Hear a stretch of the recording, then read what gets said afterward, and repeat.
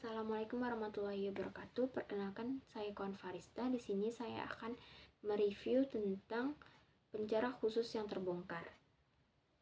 Di sini menceritakan tentang Artalita Suryani alias Ayin, pengusaha yang menjalani hukuman 5 tahun penjara dalam perkara suap jaksa Urip Tri Gunawan.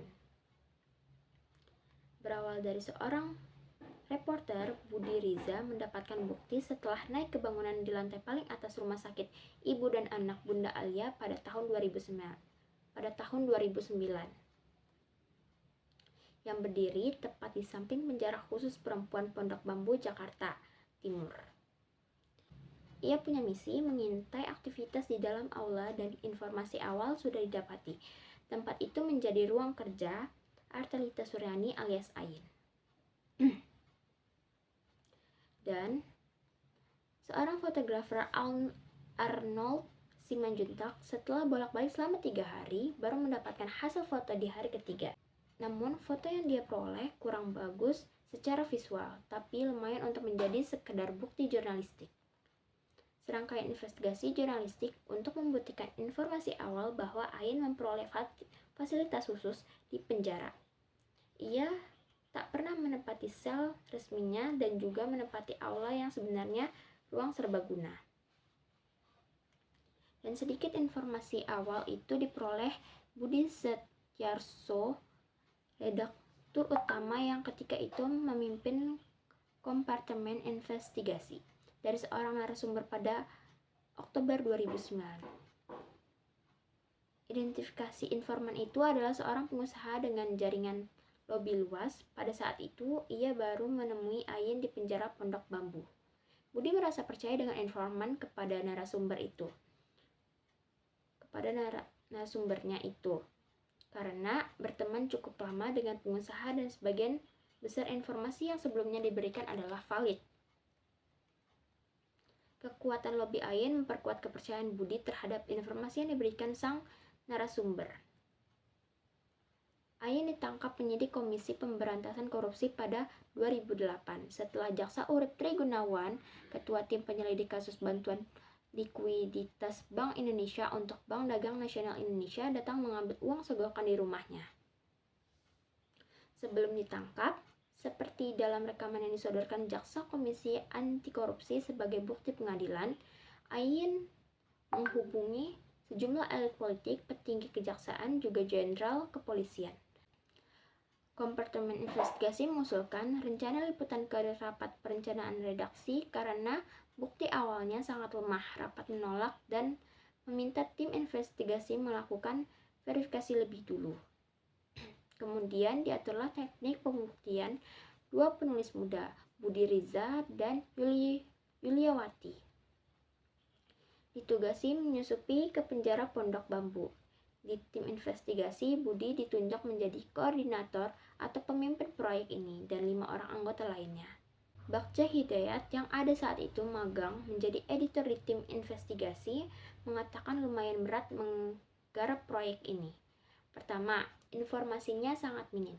Kedua, tim tidak tahu bagaimana cara menembus penjara. Bertanya langsung pada kepala rumah tahan atau kepada Ayin lewat pengacara atau keluarganya sudah pasti akan mendapat bantahan.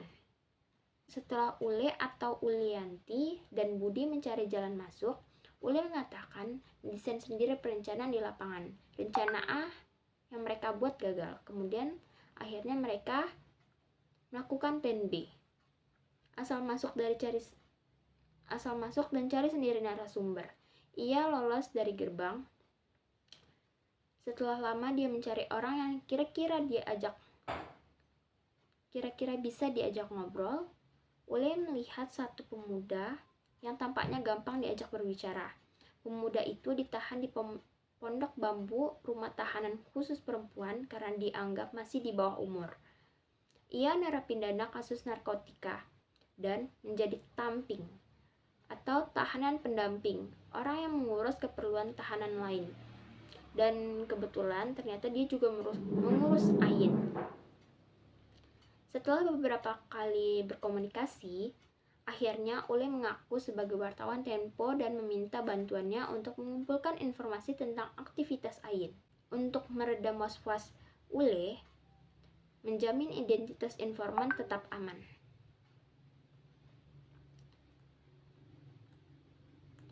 Pemuda tersebut akhirnya setuju dititipkan kamera Ching untuk merekam Ayin. Operasi lancar dan mendapatkan gambar sekitar 2 menit. Namun hasil video terlihat kurang jelas, mungkin karena informan panik. Selintas terlihat kasur kamar kulit besar, double sofa, kulkas, TV, dan lain sebagainya. Dan yang terpenting, ada separuh muka Ayin yang tampak di rekaman.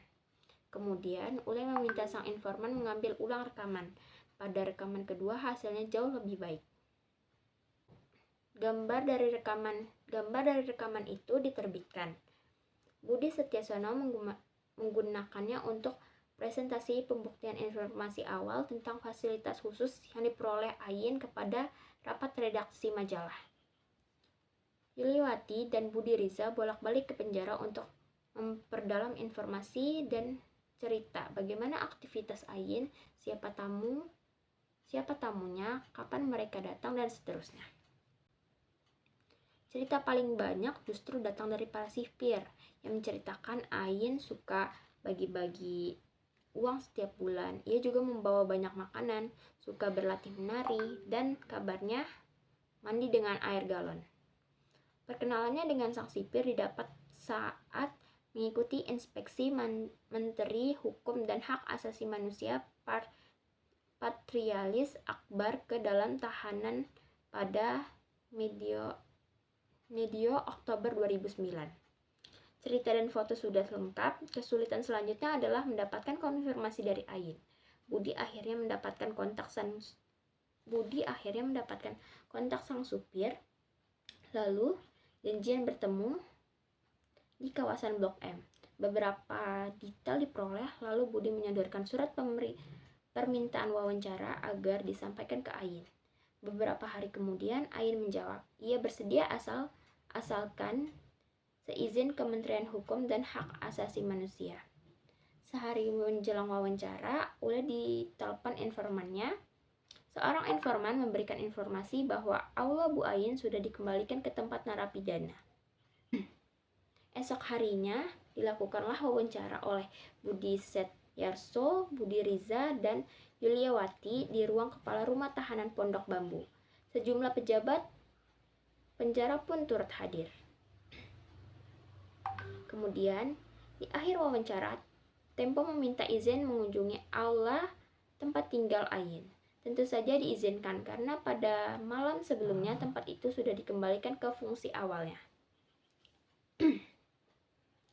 Hasil dari investigasi ini diterbitkan pada Januari 2010 dengan judul Pondok Bambu Rasa Istana. Setelah mengeluhkan liputan yang membuatnya dipindahkan dari Pondok Bambu ke Lembaga Permasyarakatan Tangerang, Banten, menurut Wahyu, Ayin justru mengakui anak buahmu harus diacungi jempol bisa menembus penjara. Baiklah, sekian, terima kasih. Assalamualaikum warahmatullahi wabarakatuh.